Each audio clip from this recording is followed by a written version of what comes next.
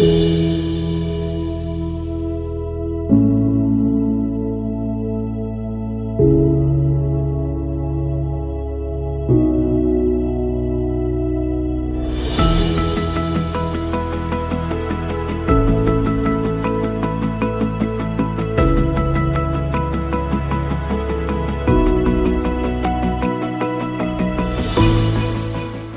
je m'appelle Sylvie, je suis chez Alice depuis 18 ans. Donc je suis TISF, technicienne d'intervention sociale et familiale.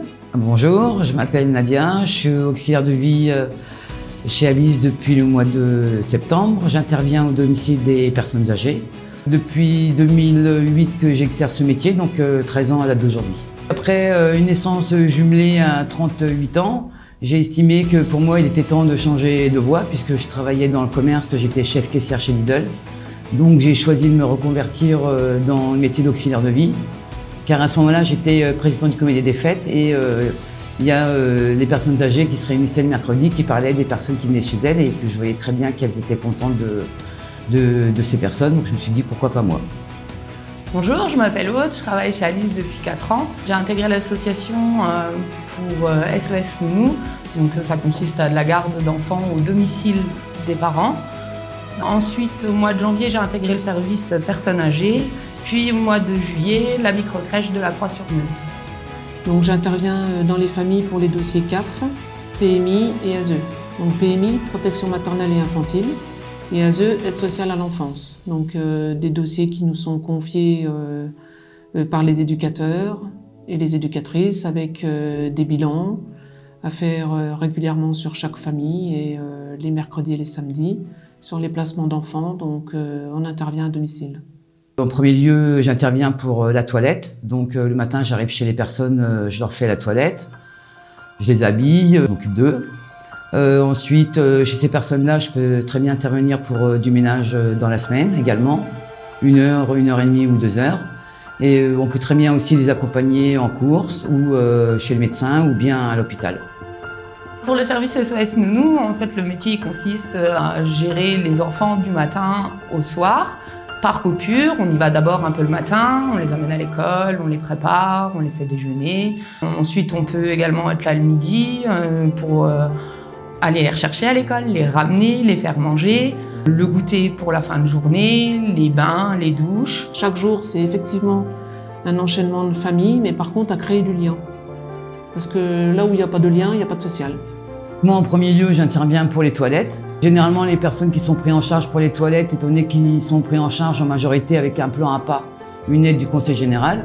Donc, par rapport à leur perte d'autonomie, ils ont droit aussi à une aide au ménage pour les aider, pour vivre dans un milieu confortable et avoir de l'hygiène autour d'eux. Donc, la tranche d'âge pour le service SOS Nounou est quand même large. On a parfois des tout petits et parfois des adolescents. C'est enrichissant parce que sur une journée, on ne fait jamais la même chose. Il y a des journées où on n'a que des grands et où du coup, on peut multiplier les activités.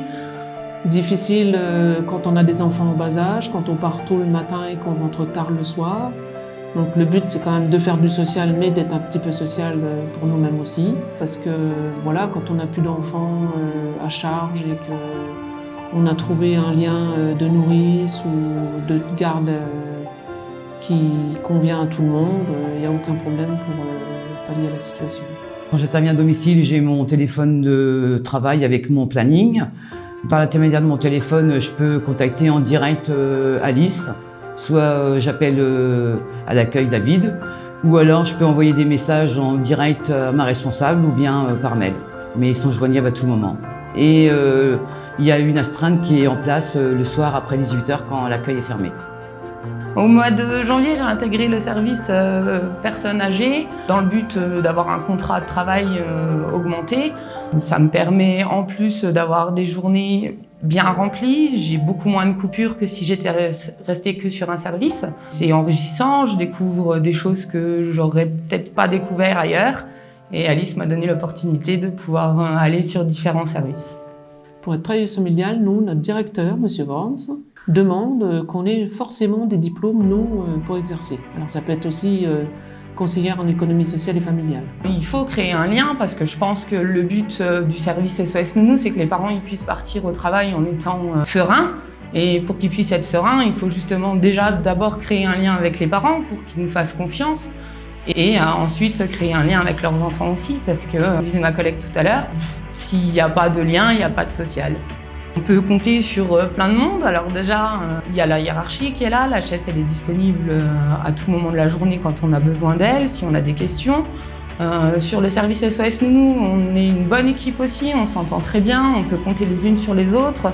On a créé une messagerie entre nous justement pour, en cas de problème, en cas de question, pouvoir se référer à quelqu'un qui est aussi sur le terrain et qui pourra nous aider à tout moment de la journée.